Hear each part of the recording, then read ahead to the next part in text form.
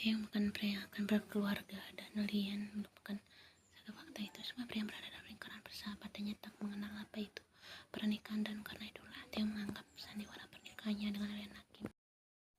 Pria itu berpikir bahwa semuanya hanya permainan dan dia akan keluar dari ikatan yang tak pernah dia maknai itu.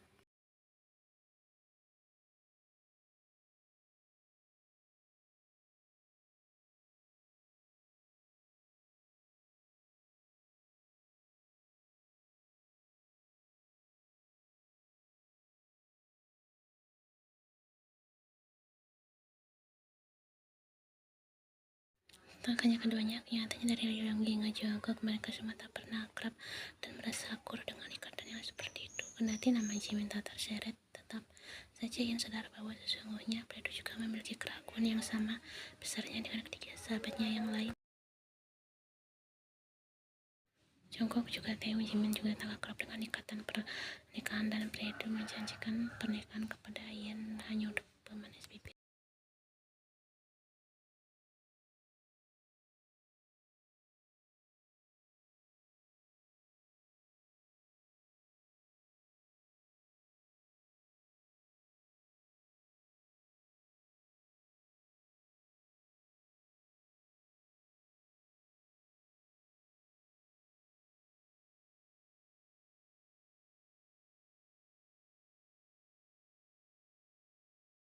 Namun lepas dari seperti apa kehidupan gelap yang mereka miliki, mereka juga sadar bahwa diri mereka tak akan cocok dengan ikatan sambung pernikahan. Mereka merasa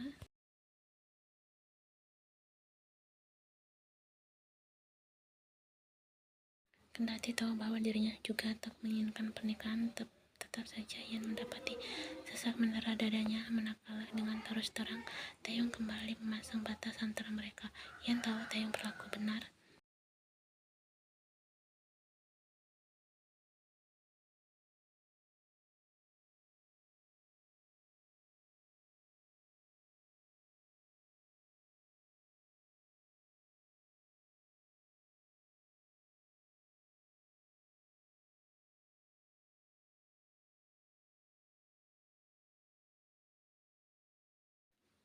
Yen, memangnya kau tidak takut? Tanya Taeyong dengan senyumannya. Sementara itu dengan senyum berusaha dia terbitkan sebisa mungkin. Yen menjawab, tentu aku takut.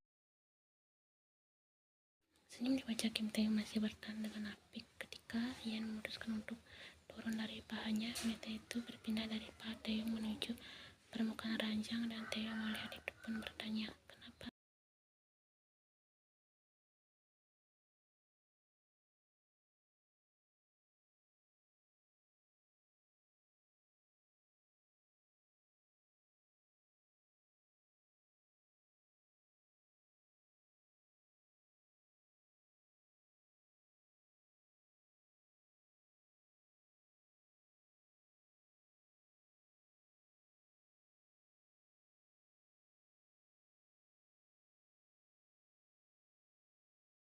Tatkala Yen sudah berada di sampingnya, Taeyong lantas merendahkan kepalanya hingga bibirnya bisa meraih permukaan pipi Yen. Dengan dua kecupan beruntun, pria itu berhasil mengembalikan senyum di wajah Yen sebelum dia bertanya, kenapa tiba-tiba terlihat murung?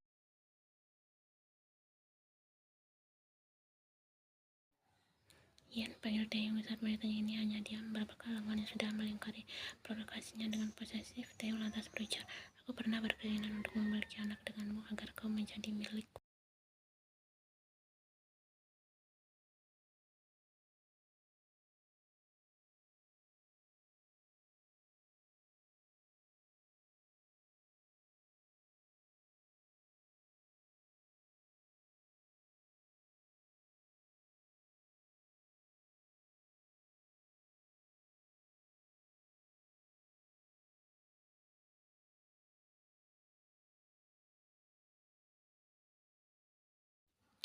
Tika tak ingin tanya Yen yang berhadapan hati. Taeyong berusaha mengubah posisi duduknya agar keduanya bisa kembali berhadapan. Setelah keduanya bisa saling menatap tanpa memutar leher, Yen dapat melihat sebuah senyum penuh keyakinan dari Taeyong.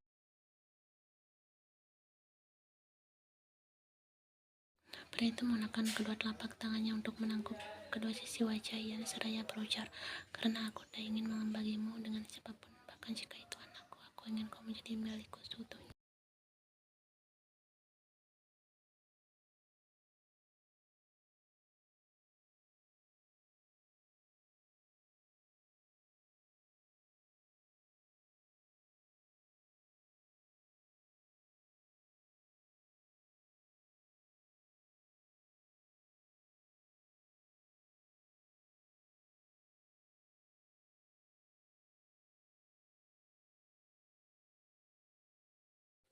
Ian mulai ragu apakah keinginan masa depannya itu bisa diarai. Adalah Ian benar-benar tidak tahu di batu mana sekarang dia berpijak. Apapun itu, aku hanya ingin kau dan ku harap kau mengerti. Potas Taeyong yang dia imbui. Kemarilah, aku ingin mendapat pelukan.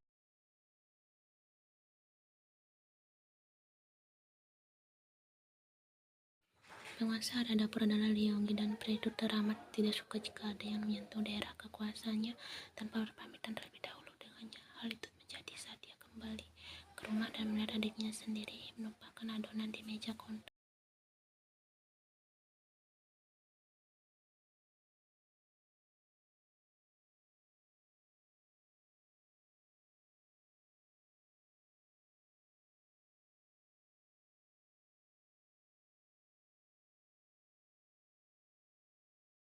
Kau hendak membuat apa? Tanya Yonggi kepada Ian yang kembali menatap layar ponselnya untuk melihat bahan-bahan apa saja yang perlu dia masukkan ke dalam wadah berisi tepung dan beberapa bahan lain. Ia sudah lupa apa saja yang sudah dia masukkan ke dalam wadah itu, padahal tangannya sendirilah yang memasukkannya.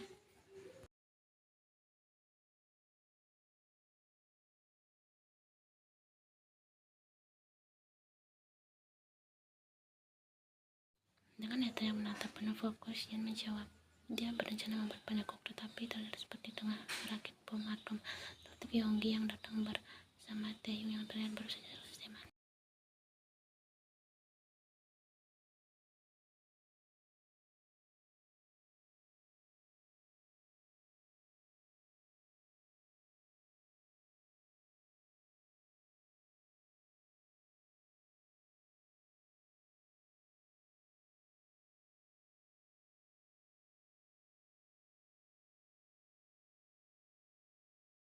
Dengan jelas menita itu bersama, jangan menempel dulu, aku sedang sibuk salah takar saja, aku harus mengulanginya dari awal. Kau hanya perlu mencampurnya lalu dadar adonannya ke atas penggorengan. Kenapa hidupmu kau persulit sendiri? Tanya Yonggi yang sayangnya tak digubris oleh Ye. Wanita itu tengah asyik dengan dunianya sendiri, bahkan sampai mengabaikan dapat bahasa Taeyong yang sudah merengek minta dikeringkan oleh tangannya. Padahal Ian tahu tingkat ketampanan paling menampar dari seorang Kim Taeyong adalah ketika pria itu baru selesai mandi dengan rambut yang basah.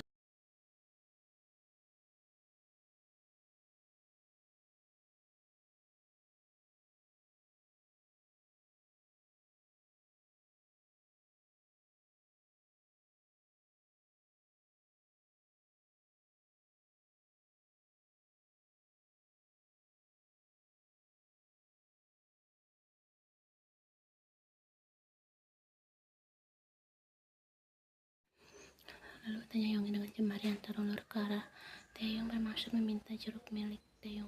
Mimpi erotis, jawab Taeyong asal seraya memberi jeruk yang sudah dia kupas kepada calon kakak iparnya itu. Yonggi tertawa dan Taeyong hanya diam dan menaruh. Kenapa ia lebih memilih mengusap-usap adonan penekuk daripada mengusap dirinya? Nyatanya dengan netra yang melihat bagaimana cara Taeyong menatap Ian dan cara Ian menatap adonan penekuknya, Yonggi semakin mengeraskan tawanya.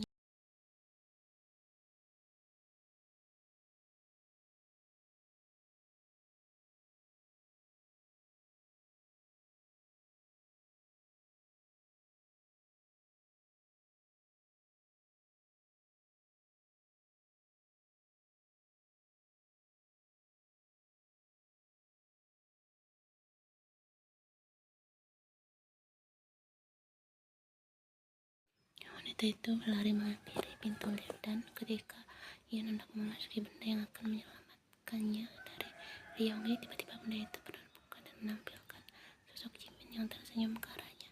Itu Jimin dengan setumpuk dokumen di tangannya, dan poin tambahannya adalah pria itu tersenyum dengan begitu manis ke arahnya.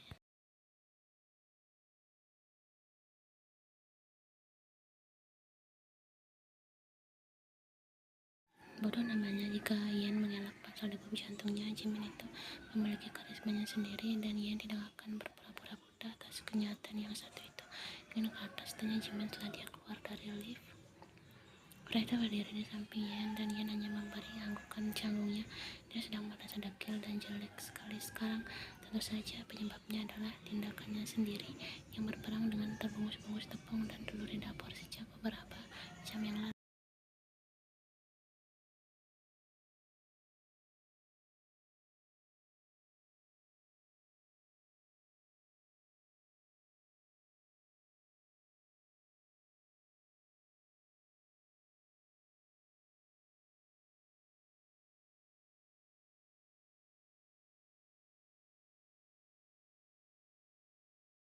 Ian mengangguk untuk kali kedua dan dia segera memasuki lift sebelum ada manusia merepotkan yang akan memperpanjang urusan bicaranya dengan Jimin.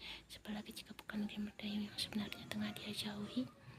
Bukan karena apa, Ian hanya sedikit terkejut dan masih belum bisa menerima kenyataan bahwa dia sudah melakukan kesalahan besar dengan memberikan keduanya tanpa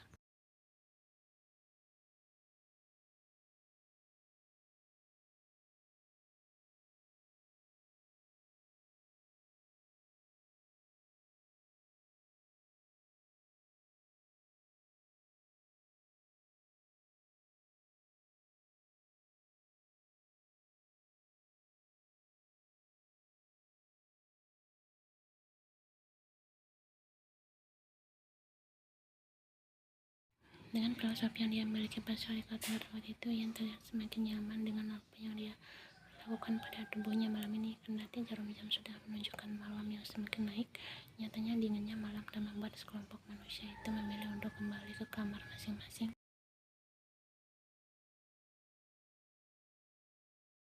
Ketika Ian sampai dan duduk di samping jongkok, dia bisa melihat tamparan keras ada di tangan masing-masing dari sahabatnya yang berada di sini, tak terkecuali Taehyung yang baru datang dari dapur.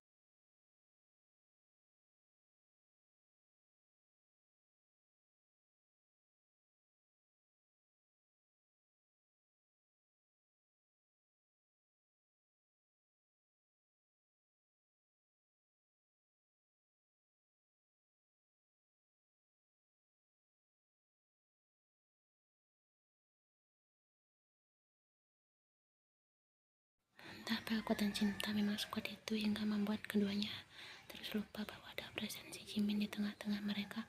Entahlah, tidak yang tahu. Intinya sekarang mereka tetap melanjutkan rapat kelompok mereka dengan Taehyung yang menempel pada Ian. Begitupun sebaliknya, keduanya tampak manis saat bersama dan Yoongi menyukai hal itu.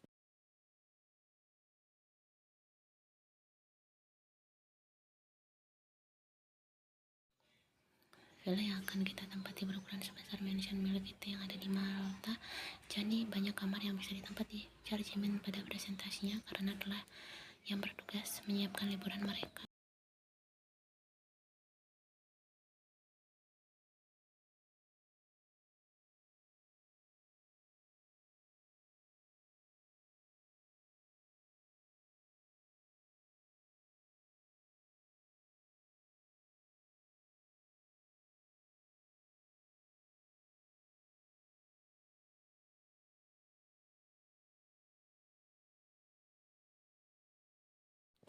Ian tahu Taehyung itu keras kepala jika adalah maunya, sampai dunia bayar pun itu akan menginginkan karena tahu Taehyung seperti ini, dia tidak ingin menimbulkan pertikaian di forum diskusi mereka.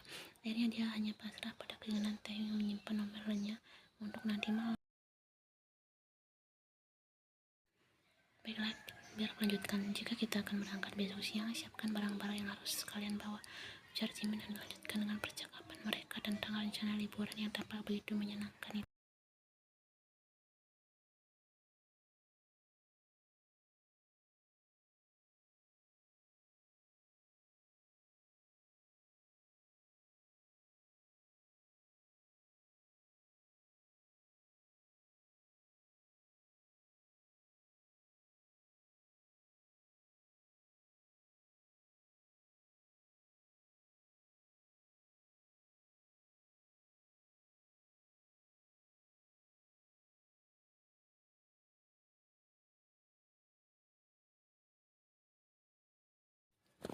teringat pasal tragedi yang menyedihkan yang pernah terjadi dalam hidupnya. Tragedi yang luar biasa menyayat hati. Tepatnya adalah strategi pembatalan liburan yang terjadi. Kalian mereka harus menunggu cat kuku Lian mengering dan semua jadwal mereka terganggu karena saat ini berteriak kepada Ian namun dapati rambutnya menjadi korban. Setelahnya tentu saja Lian membalasnya dengan sebuah jabakan yang menggila karena desakan yang diberikan. Jongkok telah menghancurkan cat kukunya.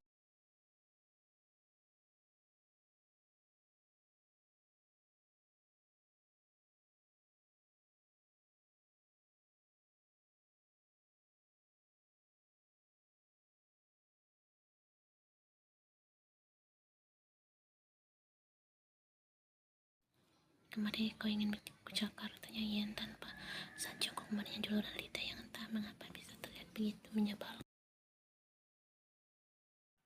Demi apapun yang menguasai semesta ini, Lian benar-benar tidak tahu apa yang ada di balik kepala Jongkok hingga pria itu bisa menampilkan juluran lidah yang sangat menyebalkan. Benar-benar polusi penglihatan jika saja pria itu tidak memiliki. Ian lumayan mencakar Jongkok jika saja Taeyong tak menghentikannya. Pria itu bahkan turut berujar, sayang, jangan, yang dikatakan Jongkok memang benar.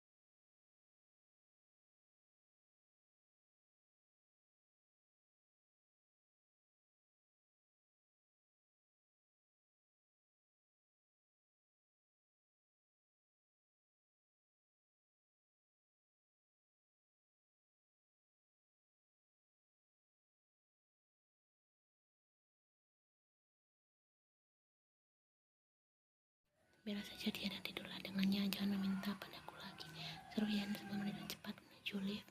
Ian panggil Taeyong yang hendak menyusul Ian jika saja Yoongi tak menghentikannya. Pria itu dengan menahan tawanya ketika berujar, biarkan saja mengejarnya sekarang, tidak akan membuatmu diberi jatah juga, seru Taeyong yang diam. Tidak usah liburan jika Ian masih marah denganku. Tidak seperti itu, seru Jongkok yang hendak dibalas oleh Taeyong jika saja Yoongi tak mendahului dengan berujar, akan ada anggota misi kita yang datang dan Ian akan dengan senang hati mengikuti liburan ini. Dia tidak akan marah kepada siapapun jika anggota rahasia kita datang, sambungnya.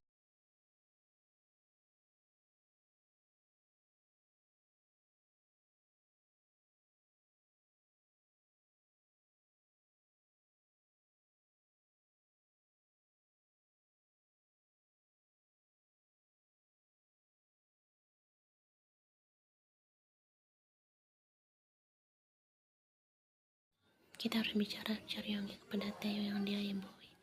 Berdua, Taeyong tahu saat Yoongi mulai berjalan menjauh dan dia bangkit dari duduknya. Jimin terlihat cukup murung. Pria itu tampak menyedihkan sekarang, dan mengapa Taeyong tampak begitu puas dan dia mulai berjalan mengikuti kemana Yoongi hendak membawanya untuk bicara berdua.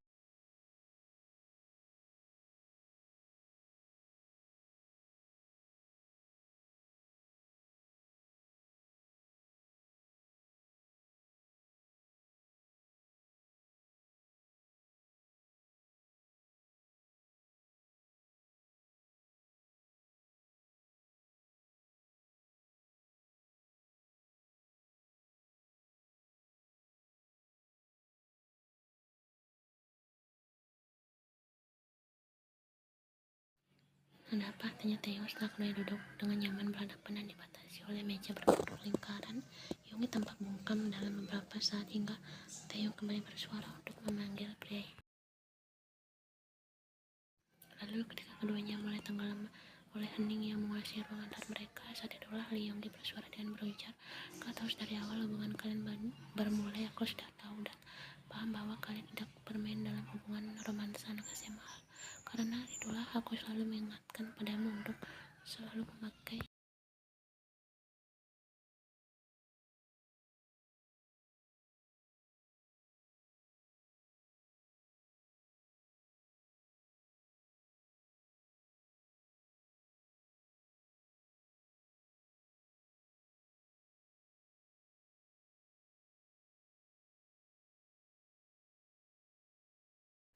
Yang ada apa? Tanya Taeyong mencium adanya sesuatu yang sepertinya berhubungan dengan konversasinya bersama Ian beberapa saat yang lalu. Aku ingin memastikan, jawab Yoongi yang berubah. Tanya dari Taeyong, memastikan apa?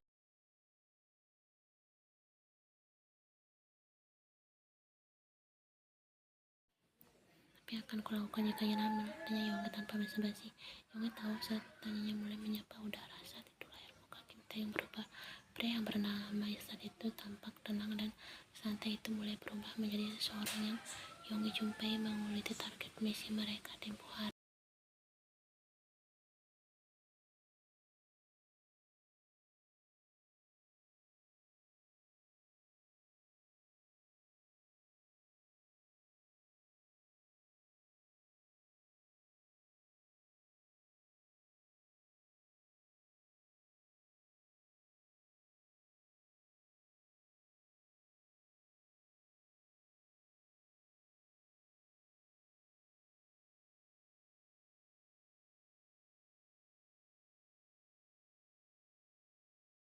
Melihat adanya tanya di wajah Tae-hyung, Yonggi lantas berbicara, aku minum bersama Jimin beberapa hari yang lalu dan dia menceritakan apa yang sempat dia lihat. Kau tahu tidak, dia mengkhawatirkan kalian. Dia takut kalian akan menjadi bentuk seseorang yang menaruh banyak harapannya pada kalian.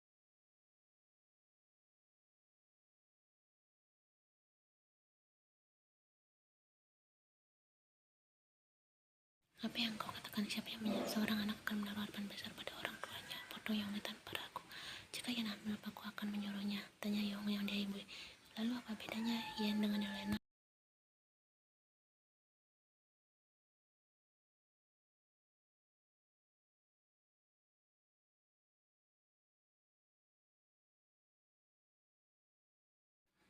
Aku tak akan bisa menyakiti Yan dan kau tahu itu, ibunya dengan yakin. Namun sejujurnya aku benar-benar tidak menginginkan seorang anak, tidak sekarang ataupun nanti. Ujar Tae yang mengingatkan Yonggi pada satu kekhawatiran yang selama ini dia pendam seorang diri.